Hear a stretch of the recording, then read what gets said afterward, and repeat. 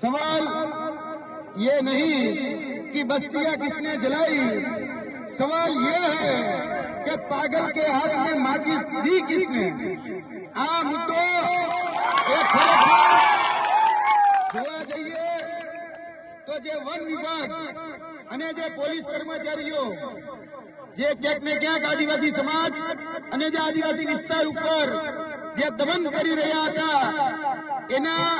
ભાગરૂપે આ જે ઘટના ઘટી હમણાં જ સરપંચ સાહેબે અને આપણે કુવાની જયારે કહી શકાય કે સ્થળ તપાસ કરતા હતા ત્યારે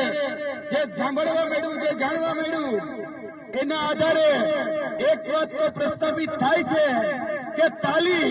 એ એક હાથે નથી વાગી, તાલી બે હાથે વાગી છે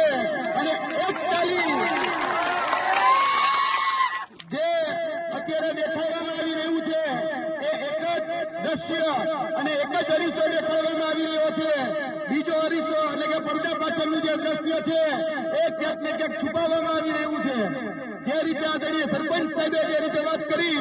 કે અહીંયા જયારે કુવો ખોદાતો હતો ત્યારે જે વિધવાબેન તેમના પતિશ્રી હતા એ જયારે કુવામાં કામ કરતા હતા ત્યારે એમનું એમાં દેહાંત થયેલું અને ત્યારબાદ આ જે કુવો છે એ કુવાના દ્રશ્ય પણ અત્યારે અમે નિશાળ્યા. એ બાબત એ વાત ઉપરથી અહીંયા જે કહી શકાય કે આદિવાસી સમાજ અને આદિવાસી વિસ્તાર ઉપર જે રીતે વન વિભાગ, પોલીસ વિભાગ અને તંત્ર નો જે ટોળો આ જમીન ઉપર, આ જંગલ ઉપર અને આપણી જે સંપદા આ જમીન નીચે જે આવેલી છે એના ઉપર આવેલો છે.